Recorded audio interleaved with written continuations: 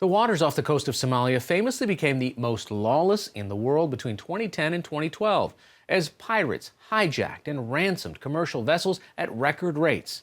Since then, stepped up international naval patrols and better security measures on ships appeared to have put the pirates out of business. But appearances can be deceiving. Once again, NewsHour Weekend Special Correspondent Jane Ferguson has our story. Every morning is busy at Bosasso's port, with fishermen returning from the sea and delivering their catch right onto the beach. The waters off Puntland, a semi-autonomous region of Somalia, are rich with massive tuna. Immigrants, they are coming mostly. So they're from outside? From Indian Ocean, and they are coming here. So they migrate through Somali waters? Somalia waters. So Somalia is very blessed with these fish? Too much. It's not just fish that pass through these waters. Commercial ships do too. And just a few years ago, this was the most dangerous place in the world for them. Pirates operated along the coast in Puntland, attacking 237 ships in 2011 alone, costing billions of dollars in ransoms, higher insurance premiums, and improving security in rerouting vessels. Since then, international naval patrols and better security measures on board ships made them harder to hijack. International efforts to arrest pirates were stepped up by various coast guards, and pirate prisons were built in Somalia and abroad, and soon filled up. As business dwindled, many of the pirates here who used to hijack ships went back to their old jobs as fishermen. Down at the port, we met Zakaria Abuka and Abdikader Samatar, two former pirates. They're trying to earn an honest living this time around. Zakaria was a pirate for 5 years before spending a year in jail. He says he made over $100,000 but lost that money when he was arrested. Even if piracy weren't so risky these days, he complains, it takes a lot of capital to get it off the ground. It's really very difficult to go back to piracy. You have to buy food, oil, gas, diesel, guns, bullets, everything. You have to take a loan for this. All of this money will go on your account, and if you don't pay, it's very risky. But in fishing, it's very easy. You go out for a day and come back. You will earn money, and then you can buy your things. But making a decent living from fishing is tough. Whenever we go out fishing for around 4 to 5 days, when we come back, the money that we make is very little. 22-year-old Abdi Kader was just a teenager when piracy was at its height. Unlike Zakaria, he never got caught by the Coast Guard, and there's a part of him that misses the thrill of it. In piracy, you are a risk taker. Immediately when you see a boat or ship, you risk yourself. You don't care about anything. Your only aim is to catch it, and you do whatever is possible to catch the boat. There are some ships that will vanish and we cannot catch them, but mostly we catch them because we use ladders, hand grenades, bazookas, so that when we fire, they stop immediately. He's hardly a fisherman by choice. Given the chance, would you rather be a pirate or a fisherman? There is no chance to do piracy now. It's closed, but it is better than fishing. Somalia's ongoing civil war began in 1991 when the government collapsed. Decades of chaos since then created an environment of lawlessness in a country full of guns and desperately poor people. A NATO effort to tackle piracy, Operation Ocean Shield, began in 2009 with warships patrolling the waters. They declared mission accomplished a year ago and stopped.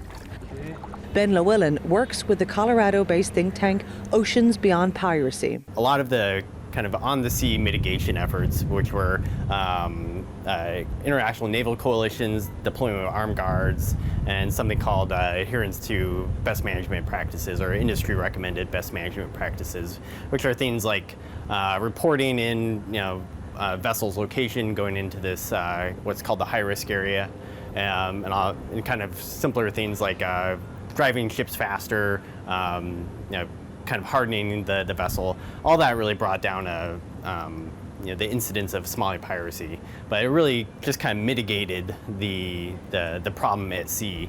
Despite all of those security measures, the conditions that created pirates in the first place still exist. People here need jobs. Somalis don't traditionally eat much fish. As an animal herding culture, many prefer to eat livestock like goats, cattle, or sheep. So fishing as an industry here is rudimentary and often unprofitable. Efforts are underway to change that and take advantage of the country's vast, more than 1,800-mile-long coastline, rich with fish. Access to domestic and international markets could change lives, but to sell fish internationally, they will have to raise their standards. There might be plenty of fish here, but there's also plenty of filth.